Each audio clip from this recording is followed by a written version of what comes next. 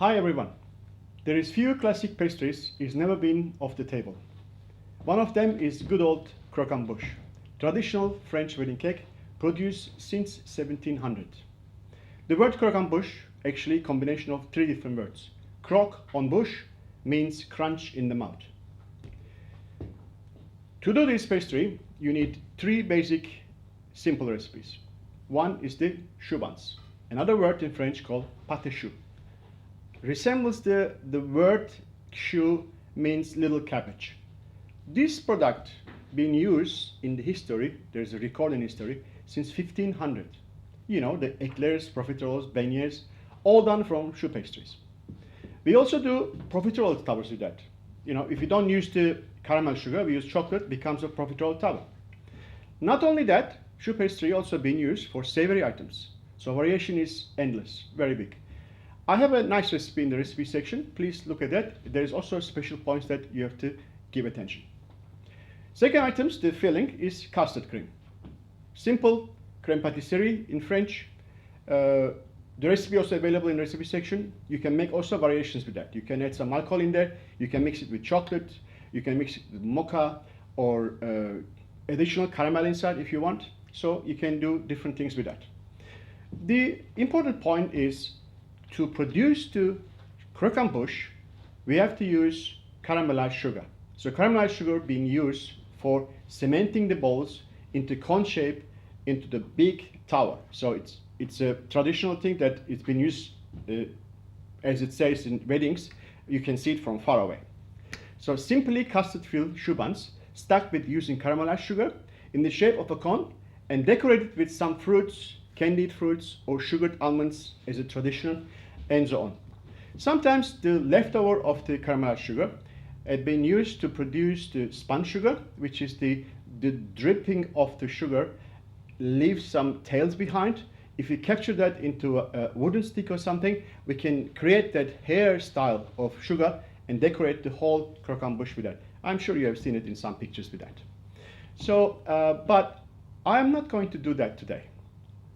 There is some problems with the caramel.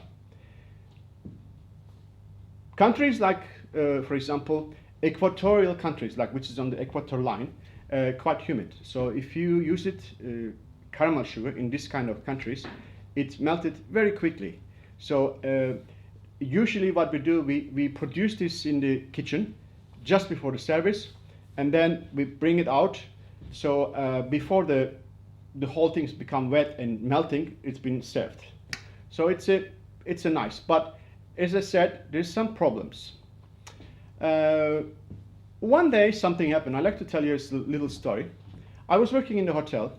One head waiter walked in and he said, the croquembouche. I said, which croquembouche? So there was the croquembouche that night and I didn't know. We didn't have anything. And the customer was in the restaurant and waiting for croquembouche. So I had two choices. Either I said I don't have it, or I use my initiative and come up with some idea, then produce that in as quick as possible, which is not the caramelized sugar, but I have to use something else to serve this croquembouche, and there will be no complaint. So, instant idea, I take apricot jam, and I add some pectin inside, additional sugar. I boil it quickly. I add some little bowls, which are already ready for the buffets for tomorrow. I use those bowls. And then I make a little cardboard cone and then brush with chocolate and then dip them each balls with the chocolate and stick them on that cone, which doesn't collapse, and brush the apricot coating on it, and I put a couple of decorations on it, and then it was probably about 15 minutes was this little croquembouche was ready. It had been served and I received a compliment from customer.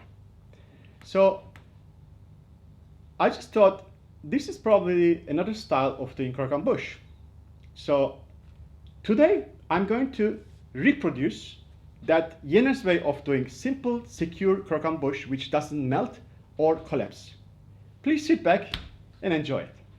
I'm going to introduce you all the little bits and pieces during the whole video what we need to use it. And I'm going to do a drawing as I always do, because drawing is always the first step before we start anything. And during this drawing, I'm going to show you how to calculate the size of the cone and how we join the cone together and everything. Then I'm going to go for brushing with chocolate, the cone, get ready the base ready. And then we're going to fill the buns with custard cream. We will have two different filling, half of them with chocolate, half of them with normal custard, vanilla custard. Then we're going to use that special apricot caramelizing look apricot coating, and then the decorating with ribbon and roses. These are the tools and material we're going to use today. I have a piece of glass paper. I have a food grade PVC foils. I have some alternative ideas for that. I'm going to show you later on if you cannot find this. And I have already prepared base, which we have always that wooden strong base covered with the nice velvet cloth according to the background color. Sometimes customers ask for specific color, so we have to cover that boards with that specific color. And I have a ribbon which I'm going to decorate the croquembouche at the end. So this is a bit special because there is a little wire on the side. If I bend this ribbon in certain direction, it stays wherever I like to.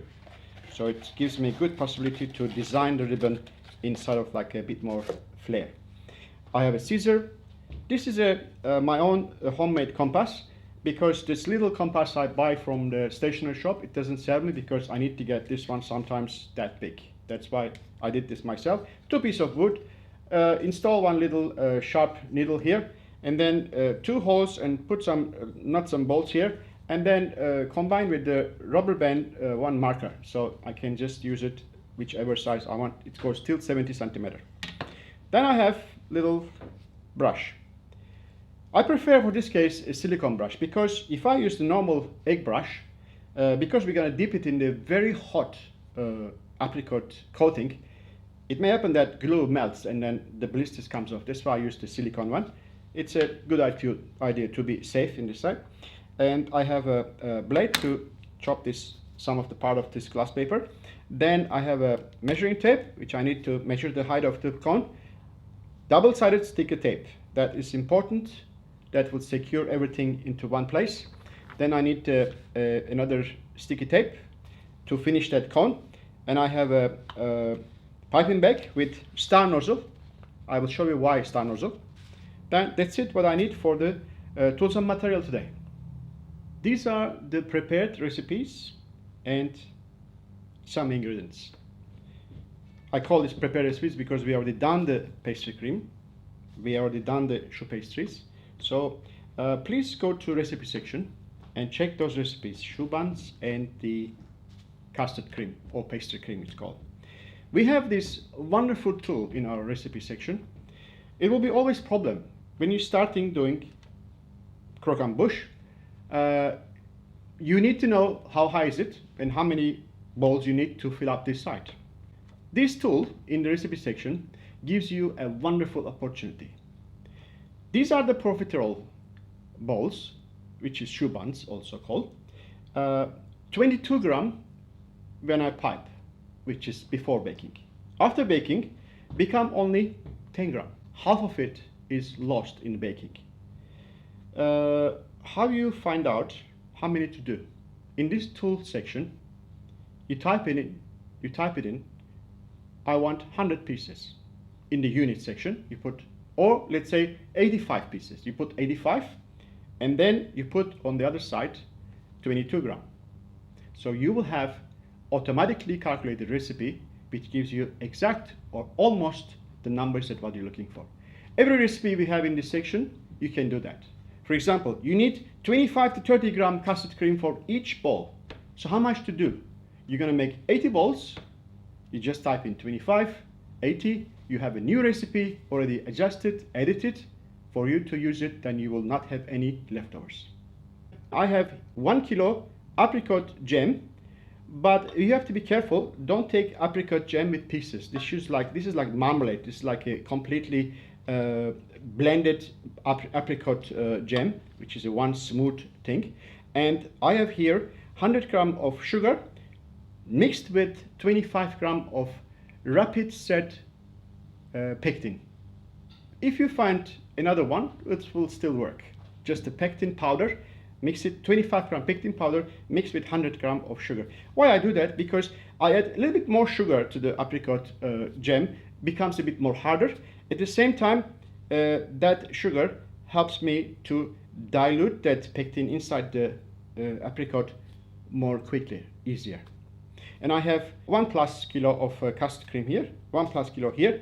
I'm going to flavor one of it with 15% of dark bitter chocolate. If you like, you can also use milk chocolate, of course.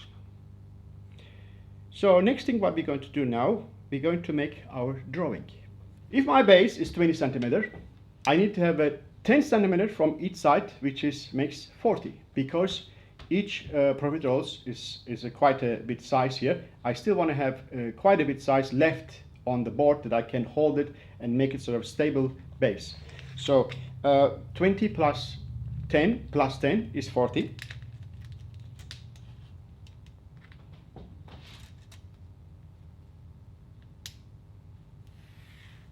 Always pencil first. That's the center. Then I have 20 centimeters at the base of the cone, like this, and 50 is the height.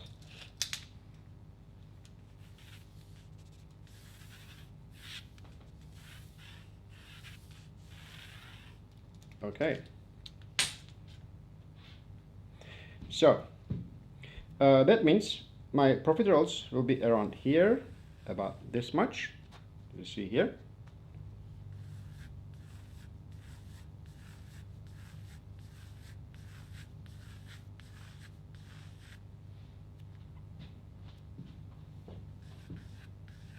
I can do this one later on. So I'm going to give one ribbon which is go around of it. So I'm going to twist the ribbon in sort of like this area. Just go like this,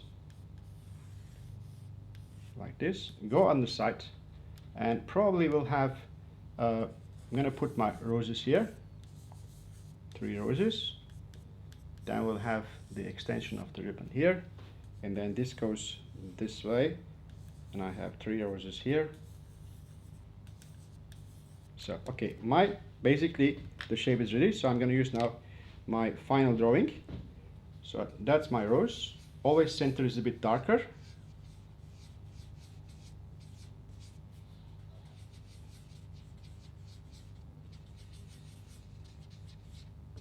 Okay. Always draw after the pencil what you see in the front.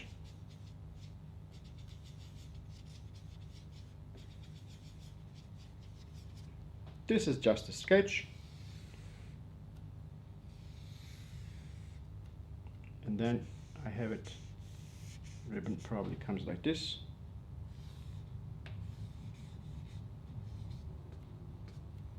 Like this.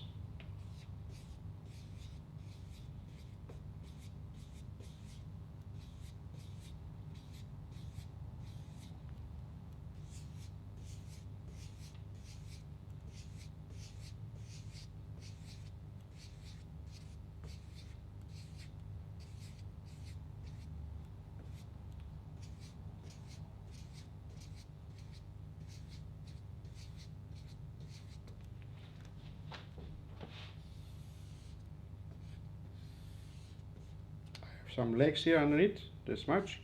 So that will be my profiteroles. That's the size. My conceptual drawing is finished. So my cone is 50 centimeter height, according to that decision I did before. So if I have a 50 centimeter height cone, if the each profiterole is 5 centimeter height, so more or less we can calculate that every 5 centimeters is 1 layers of profiteroles. So we should have in this drawing about 11 layers, because 5 times 10 is 50. The top profiteroles actually sit on top of the after the cone, on top of the last 3. So this doesn't count with that measurement of the cone. So 1, 2, 3, 4, 5, 6, 7, 8, 9, 10, 11. This is just correct. So according to the past experiences, we always write down what we actually achieve that, which height of the cone, how many profiteroles we can fit into it. And then we take some measurements. This is a kind of statistic, but not always reliable, because the profiteroles or choux buns are not exactly same 5 centimeter. Sometimes a little bit small, a little bit, a few millimeters makes a big difference in the whole height. So if we take this, each choux buns are 5 centimeter. That is the calculation here. I just did some charts for you that every 5 centimeters is one layer. So according to this plan, that is the angle of this cone. And if you have 50 centimeter height tower or cone, we will have use approximately 96 profiteroles. So I would take it as 100, a little bit more, maybe 105 or something. Then I will fill it up half with pastry, vanilla, and then the chocolate pastry cream. Then we will see what we achieve from that. So according to this chart here, 35 centimeter is the beginning of it. I would go forward after 35, like 40, 45, 50, etc., till the 70. So in my opinion, 35 is the minimum height you should take orders, or you should try to do it. And then 70 probably that maximum possible in a kind of like normal circumstances. Of course, you can do a lot higher than that, but 70 is very high already. And I give you from 35 onwards, which is 53 to 57 balls, because the upper layers, when the cone is smaller, it's not always that calculation match. So that's why I put 53 to 57. And then after that, every 5 centimeters. What I realized that when I count to all the profiteroles, every circle is decreased one number. Let's say if you have 70 height, we use 18 choux buns around. When you go 5 centimeters higher, that means next layer, we use 17 and then 16. So usually that's what's happened. If the profiteroles or choux buns are smaller than that, I'm always saying profiterole because you may just do sometimes filled with chocolate and coat with chocolate, so this becomes a profiterole tower. And so every layer reduce 1. And that is the chart I give you. Please, this will be provided in the lower section of printable area. Then also this chart that shows you how to fold the cones, etc. Let me explain you that how do I come with this one.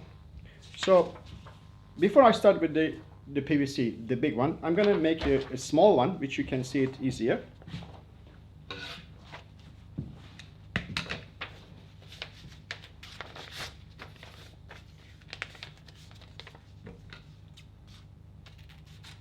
I'm just doing one circle.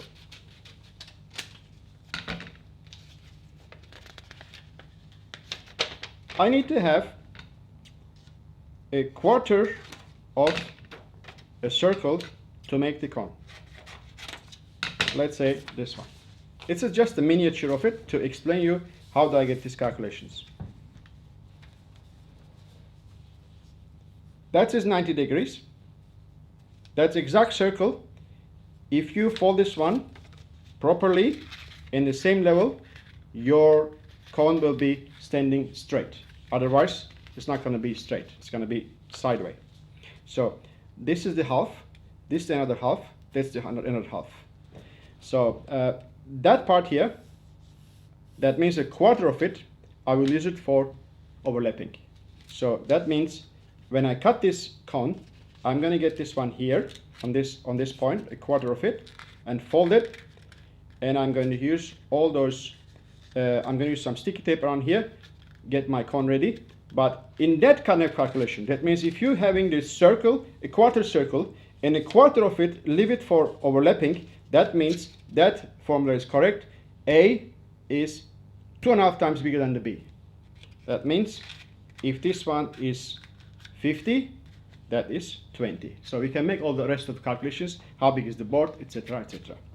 We have a video in tutorial section, how to cover cake board with fabric. That is basically good enough for the birthday cakes or wedding cakes or whatever. But if it comes to the profiteroles, there's a slight difference. Normally we put the sticky tape in the middle, couple of lines, to ensure that when we remove the plastic lining, the cake doesn't move around.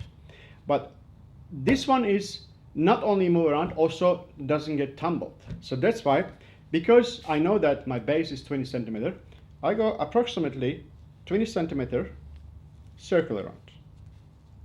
And by doing that, I just use that double-sided tape and then just turning around without chopping off, because it will be quite tedious to remove one by one all those pieces.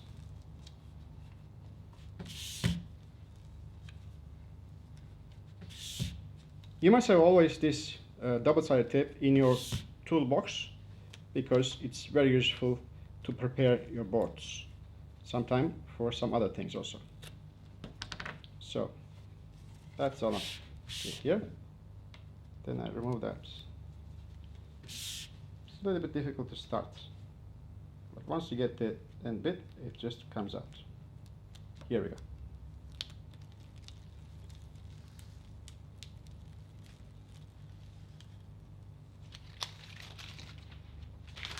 That's my plastic lining, which is glass paper or cellophane foil.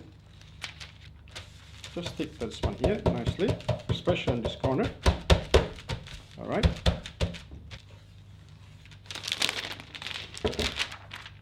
Once you turn over, you just fold this like that.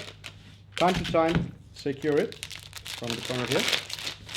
And then don't use that tape in the middle here, because it will have problem later on to remove it. So just use the sticky tape on top of this foil that easily to remove when you need to.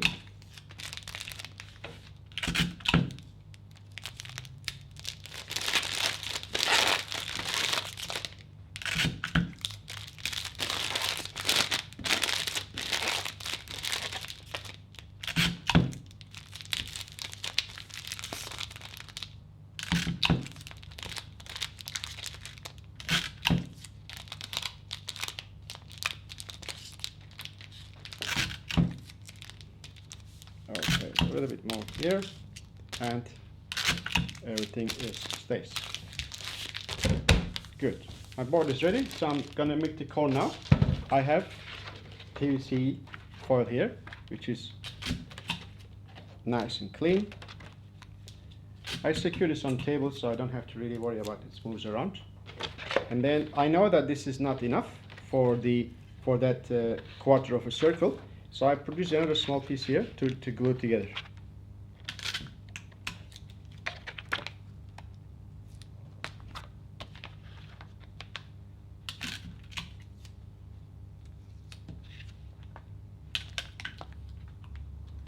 Okay, now I need to get 50 centimeter.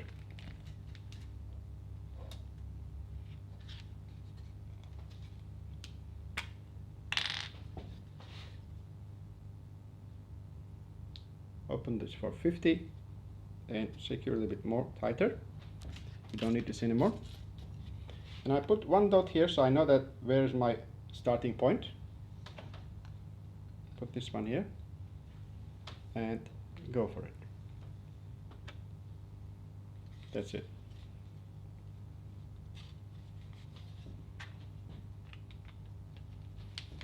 Now I like to put this one piece here and one piece on the other side later on.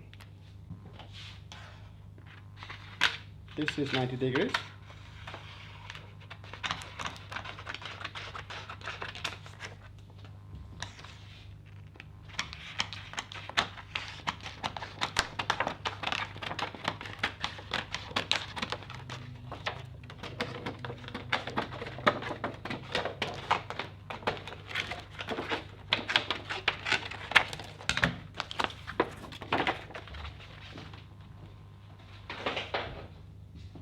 Okay, naturally that foil is folding this way, so I know that we have to fold it that way. I can't just put it the other way around.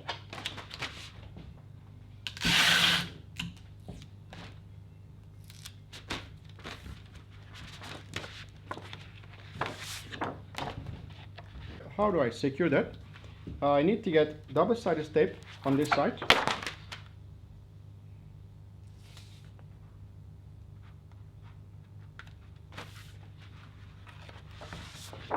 Because when I'm turning like this, I want it glued, and also double-sided tape on this side.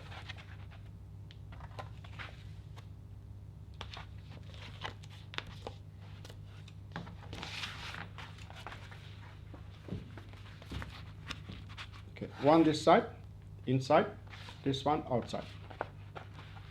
So now is the next thing is I like to calculate that where is that a quarter piece. So this is the half, and this is the other half. So that means I have to come this spot to here, half and another half.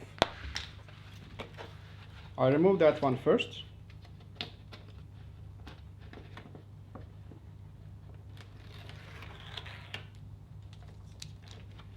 Make sure that this point is a little bit pinched so that you don't make a mistake on this one.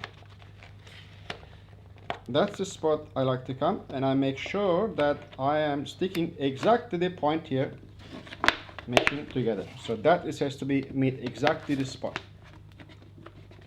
The next one will be remove that one.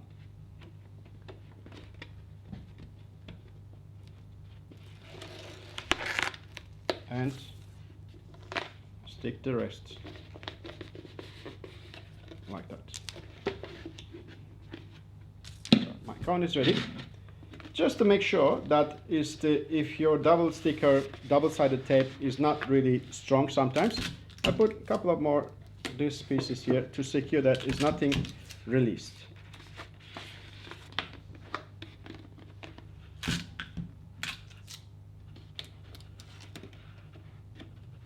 That's it. Now, just to check, look at this one here. That is straight. That is straight.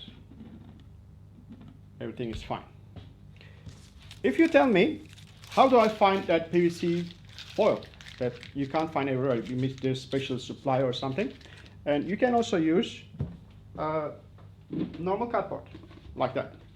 So this is just a cardboard. It's thin, not too thick, so you can exactly do the same thing. If you're not so sure, so this one is not really good for food, you can cover the whole thing again with the glass paper or the cellophane paper. That is secure, that is the food can touch on here. Last thing is left before we touch the food to secure this cone to this base. Put in the middle, and then make sure that this one is the same. And after that, turn around again. Make sure that this one is the same. So then you just push it down a little bit and use some tape.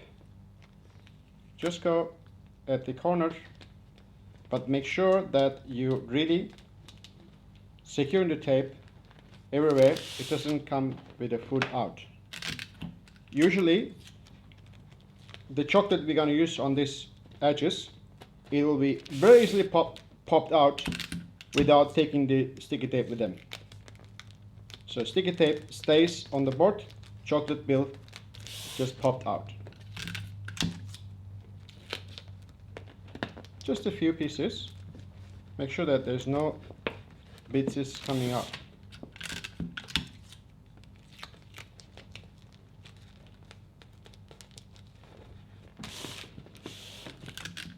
One more time. That and like that. So as you see, that is nice and secure, and it's going to be like stabilized. It's not going to be tumble or something. We can work on this one now further by filling up the bowls and stick them on that.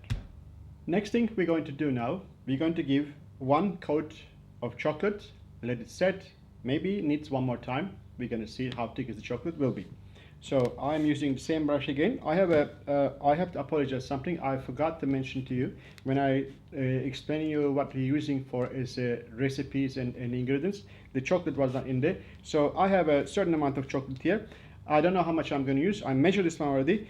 At the end, I will just minus it, and I will let you know exactly in that information section how much chocolate being used for brushing and also for gluing. So you can take precaution about that.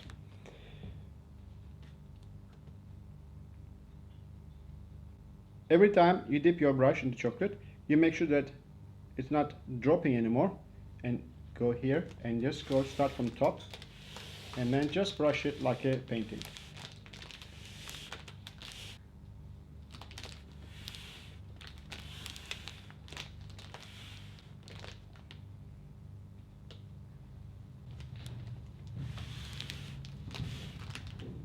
What I'm using here is non-tempered chocolate, which is not 100% couverture. So if you use the couverture, of course you have to temper the couverture to do that job. That's why it's the to eliminate that time for tempering chocolate and everything. That's why I use this chocolate. It's quite quality, it's not too bad, and does the job for that purpose.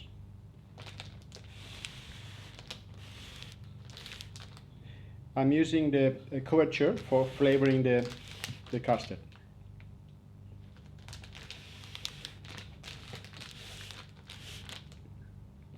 Actually, that part of chocolate is not gonna just sort of like a served. It will stay, most of it on the cone.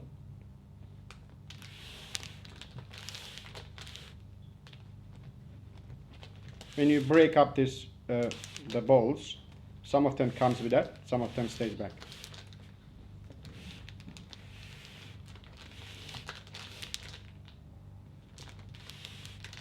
I think one coat is more than enough.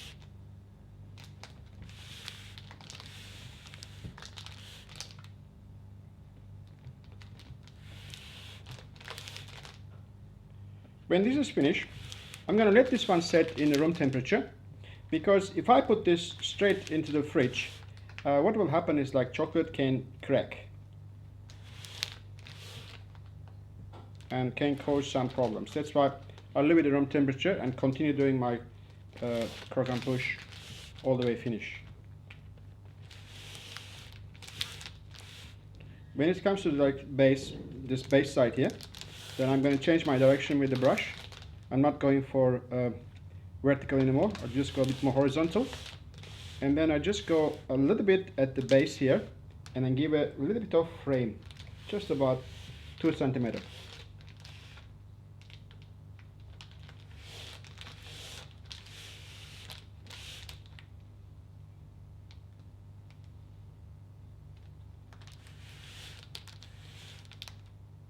Almost done. Don't worry about this mess here, because when we remove that plastic cellophane paper, it will be all gone. Okay, that's enough already. Our chocolate coating is finished. We're going to let this set in room temperature. We're going to start now. Next thing is to fill up our choux buns. I'm going to fill now my choux buns with custard cream.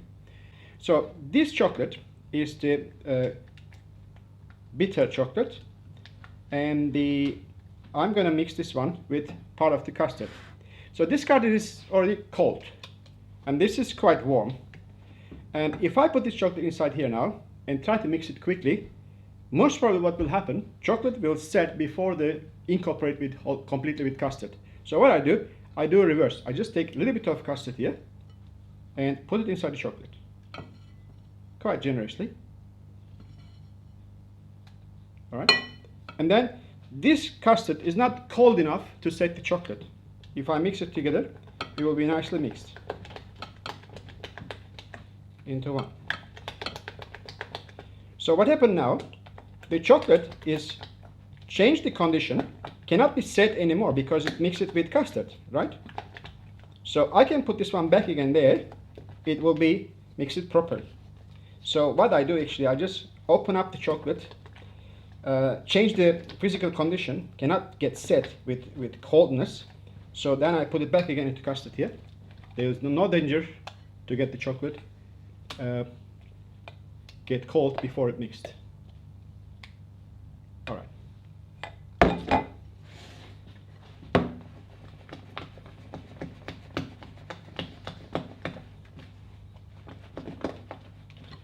Beautiful.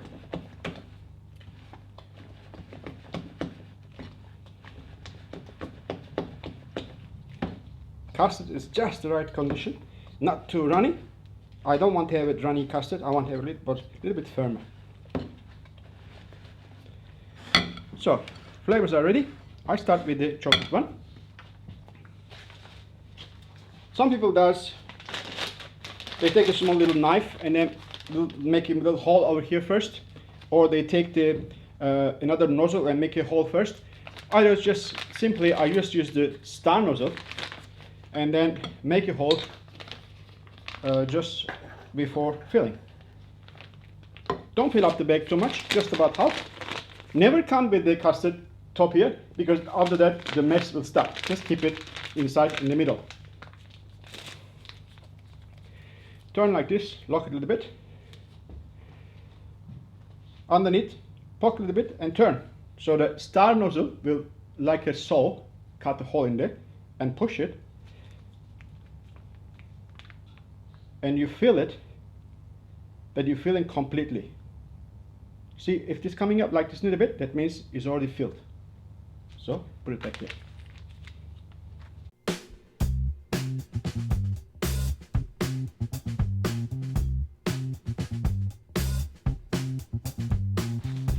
Okay, my chocolate filled buns are ready. I'm going to continue with vanilla now. The best result of the choux pastry is baked, cooled down in room temperature, and you have the original crisp, and you fill them with a freshly done and cooled down and whipped custard. If you don't have that condition, maybe you bake. If you bake your buns and you want to keep it a long time, you freeze them immediately. So after the oven, straight away in the freezer, you freeze them immediately. And then later on when you defrost it, back in the oven for just about 3-4 minutes, crisp back again. So it's going to be almost the same result.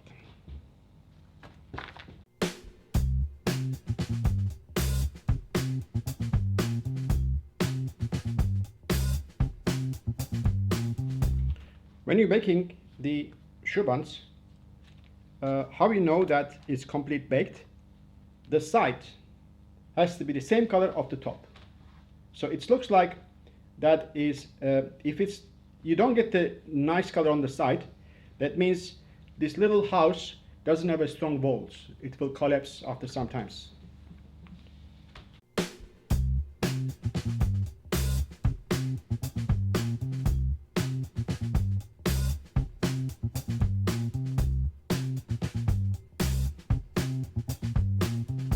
Everything I have ready to start putting my choux buns to that cone. This one also called cream puffs, but you have to fill with the cream inside. If you fill with the cream inside, it becomes cream puffs. So I will call choux buns, is a better word. All right, just take one and dip a little bit, not too much, this much, and then stick it on here.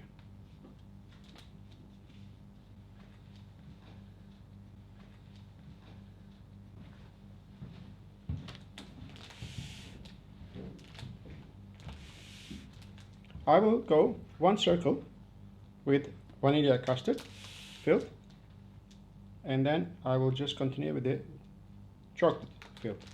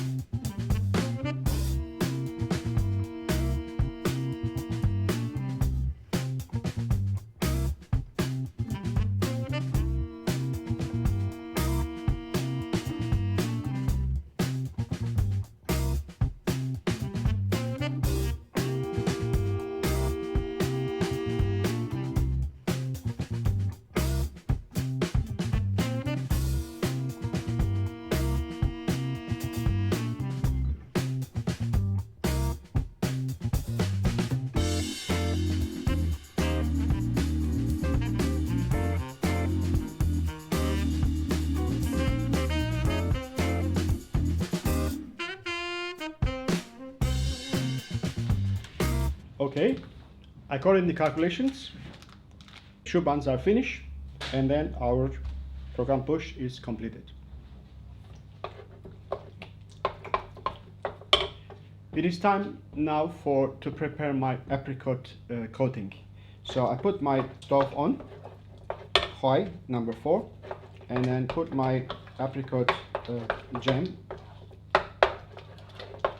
on the stove, and I'm going to first boil it. And I don't want to leave it alone. I just want to give some turning time to time. And then once this boiling, I'm going to put this pectin and sugar mixture inside and reboil it. But I have to boil a little bit more further to get this really right consistency. So it will take some time. So I just keep on doing this.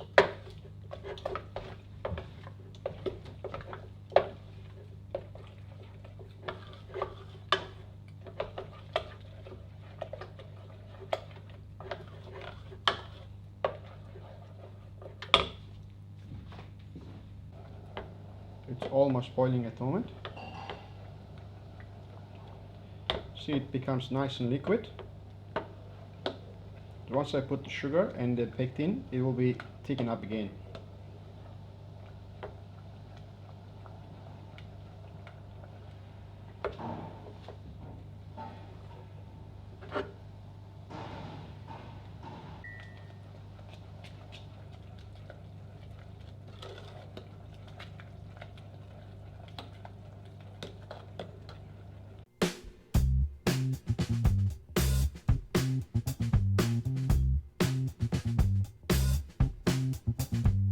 What pectin does is, if you boil the apricot jam or marmalade, whatever you want to call, if you boil it for a while and it becomes more thicker, more stronger because the water is evaporated, and but at the end of the day, it's like you touch it, it's still a little bit sticky without pectin.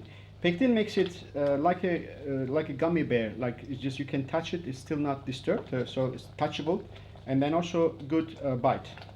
At this stage, you have to be very, very careful, because if this one pour on your skin, it will cause a big trouble. It will be like a 3rd-degree burn or whatsoever. It will be very dangerous. So make sure that at this stage, when we boiling sugar or jam like this, you make sure that you have a non-stick shoes, and then you check the floor before there's nothing on the floor, something wet that you can slip, and really make sure that also in your environment there's nothing danger to tumble or something. Now when we use this one on the croquembouche, it's not going to be crunchy, as we also talked about it and realize it. So you will see that how I'm going to do that with the brush. And later on, after the finish, you will also see it that it looks exactly like caramel. And if somebody insists to have it caramel finishing, I'll let you know how to do that. It's still also, we can mix the traditional method and then my practical solutions, and you will have also easier way to do croquembouche with the caramel sugar.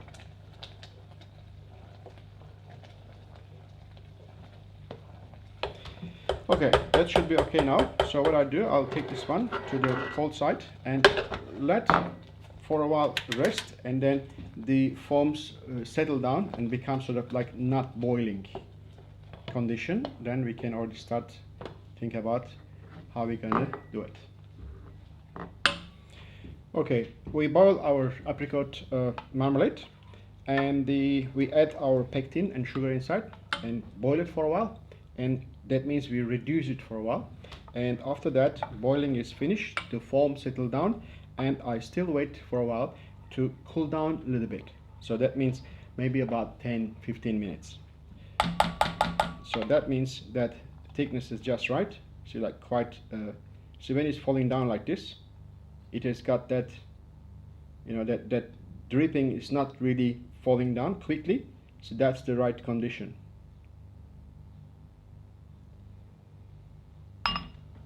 Okay, now I make sure my saucepan is cold so I can hold, and then I go with brush in. And the trick is, every time you dip your brush only once, and then go close as possible, and just go once. And I place my tower on the turntable, so I'm gonna go for each bowl one dip. If I'm not happy with it, maybe I go one more time. So I go from top down. So make sure that drippings goes on top of the other one. I'm practically using my brush like a spoon.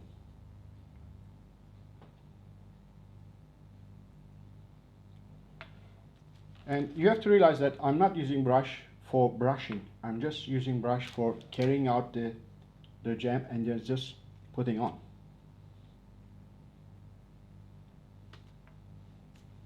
Beautiful.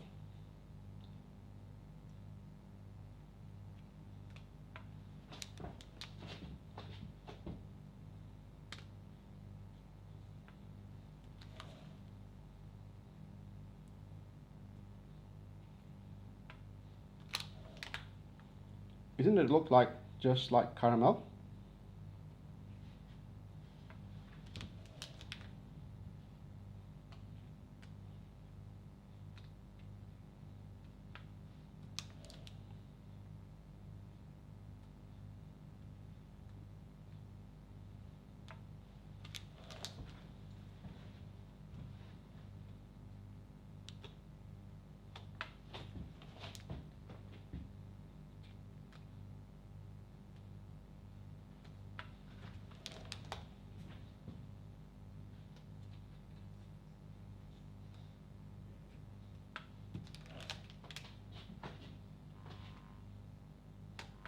Imagine this one you're doing with caramel, and you have to dip this each bowl to caramel and hold it in shape, and then let it get set. Next one go on top of it. It's quite a tedious job. It's a traditional, really nice thing to do, but sometimes you think that you can find a little bit more practical ways.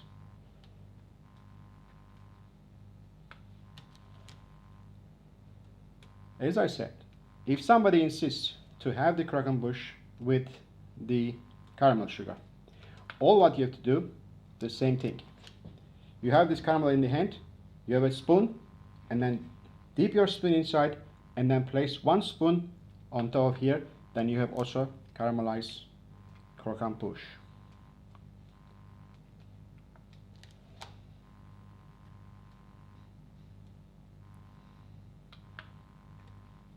Be careful on the bottom layer, because don't make too much mess.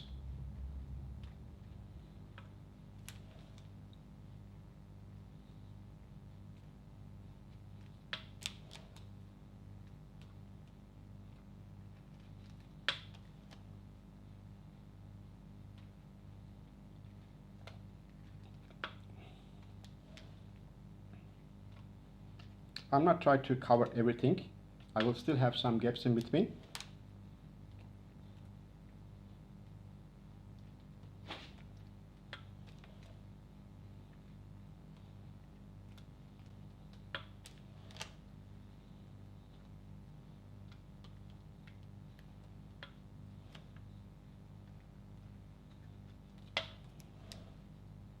Okay, I'm done.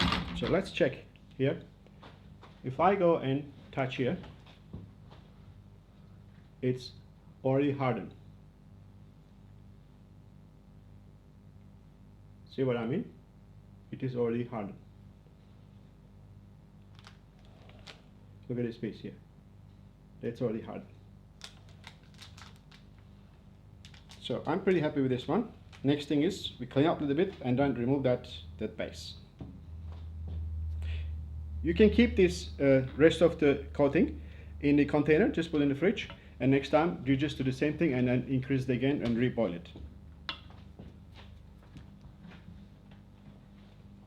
The coating is now completely set.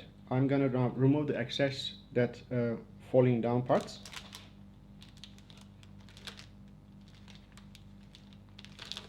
Without wasting, keep them also.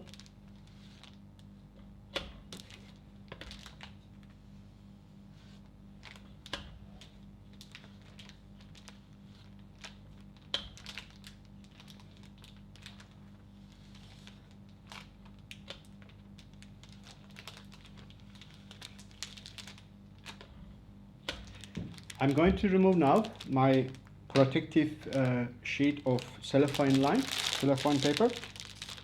Cutting first from the side and remove that junky part first.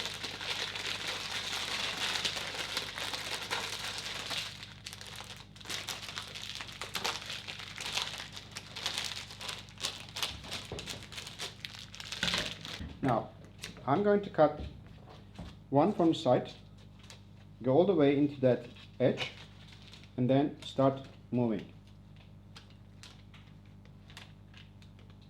See, I'm not cutting with scissors anymore, as long as I don't need to.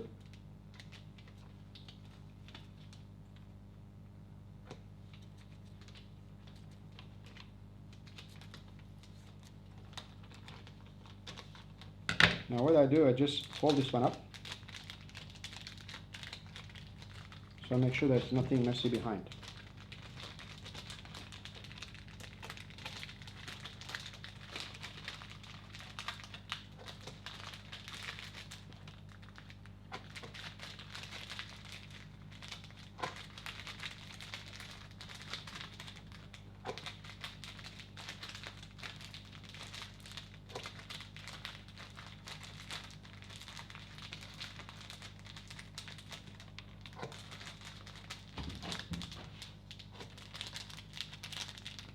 That's it.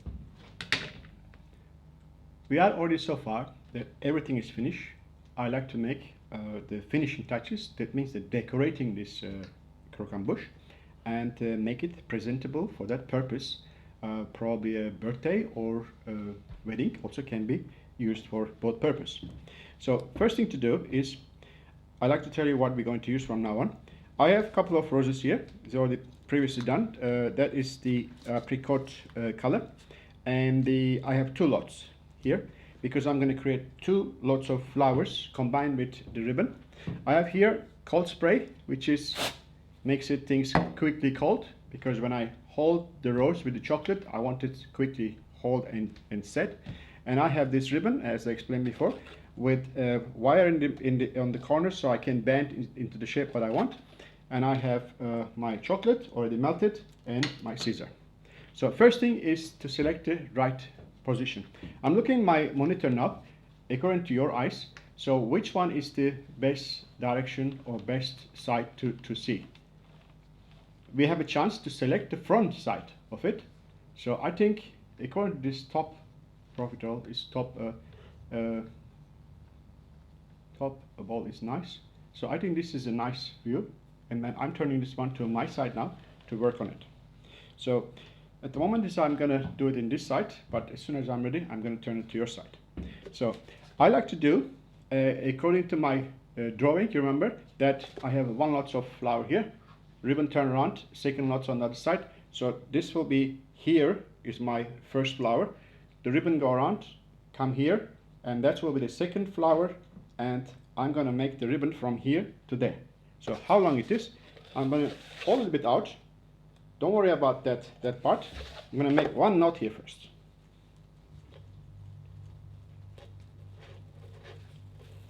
And pull it. So this is my one point. So second point, I don't know yet. So I'm going to pull a little bit more longer to make it comfortable and cut it off. I'm sure that what I cut over here is more than enough. A little bit wastage, but it's worth it to be for comfort. So just gonna from here go around, and somewhere around there I will have my next knot here. So take it out again. You see, even that ribbon touching to the surface, it doesn't really stick because it's not really sticky. My next knot. Okay, next thing to do now, to glue this ribbon in the right spot. I don't need so big, I cut this one off a little bit more.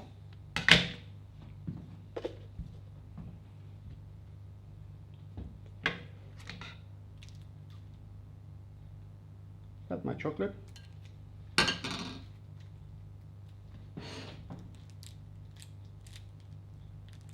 set a little bit. But it's a good thing, because if it's set a little bit like this, it will be quickly to get dry. So according to the front here, I'm going to put one rose here. So I'm going to push this chocolate all the way in, and then squeeze it till the chocolate comes out. So that means I'm bridging actually my chocolate all the way in. Then this one, I want to have my ribbons on this side, like this. Gonna push this inside like that here, and spray.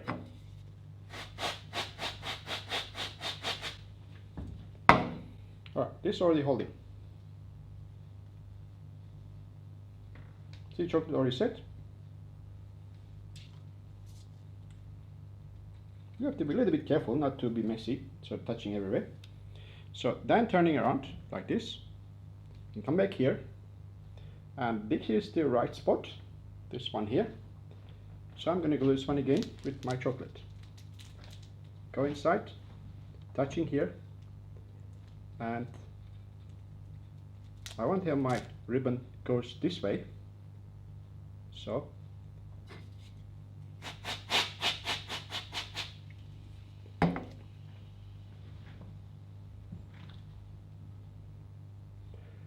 leave this one for a while. Next thing is I like to glue my roses.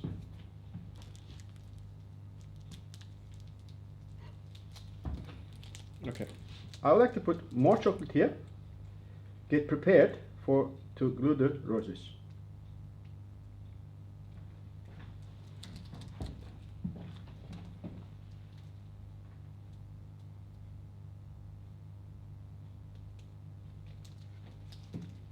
All right.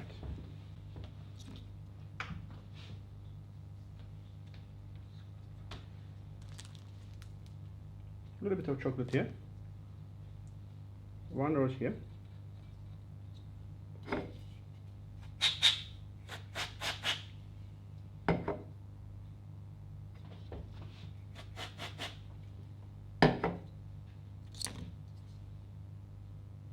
Second rose here. A little bit more.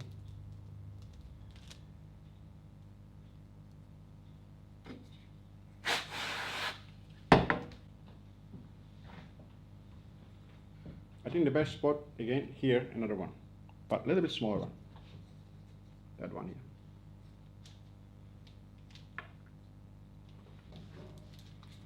Okay, a little bit more chocolate here to secure that it's not really holding. All right.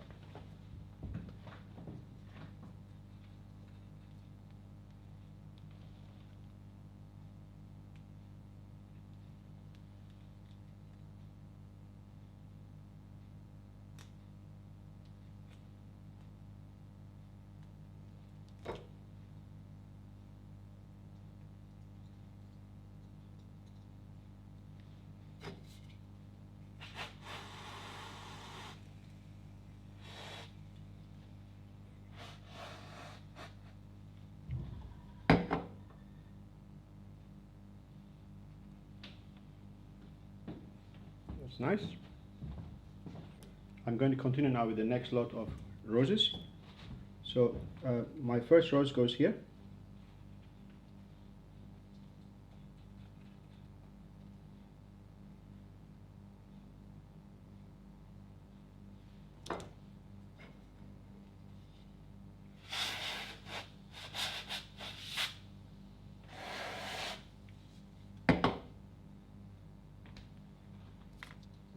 Second rose goes here.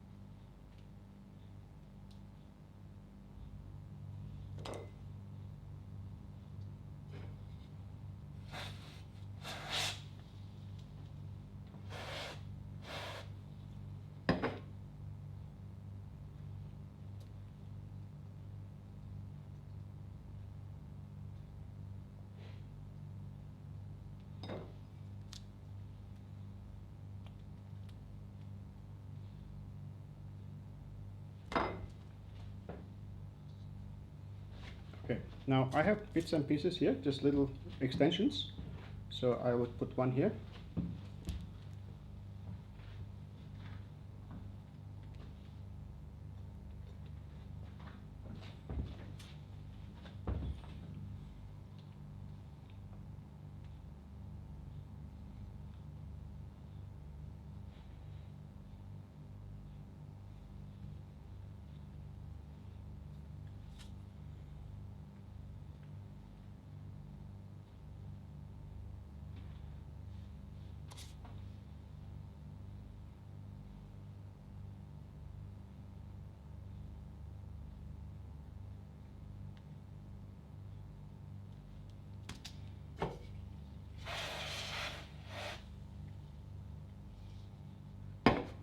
Okay, all that's missing is a few leaves, then we are done.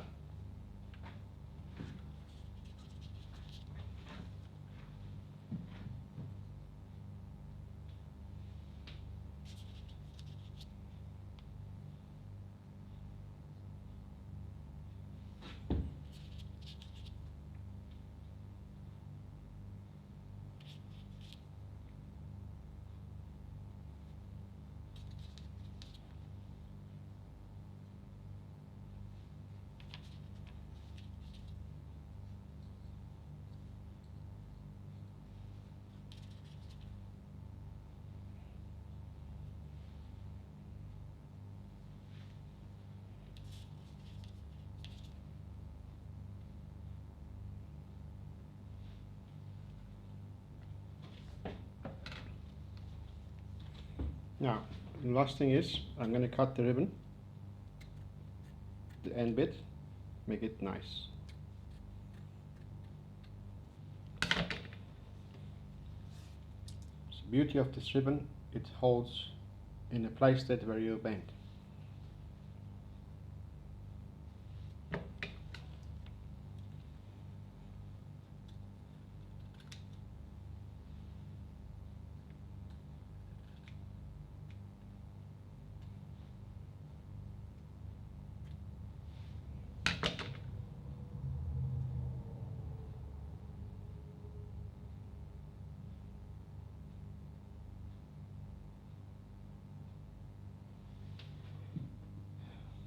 Finally, Yenne's way of doing croquembouche is finished. Downfall is, that's not crunchy like the name says. But doesn't matter, this will work in every weather, every humidity. The good news is, it's not going to collapse, it's not going to give you any trouble. So, if somebody asks you to make a croquembouche with caramel, that's not a problem. You can use exactly the same style, you can use the construction the same, follow the exact calculations and the design, and finish the tower with the choux buns without any coating, and then get your caramel ready and take a spoon instead of brush, put 1 spoon of caramel on top of each bowl, make sure you're safe, it's very hot, and you can finish your croquembouche as an original, crunchy in the mouth. Thanks for watching, I'll see you on the next video.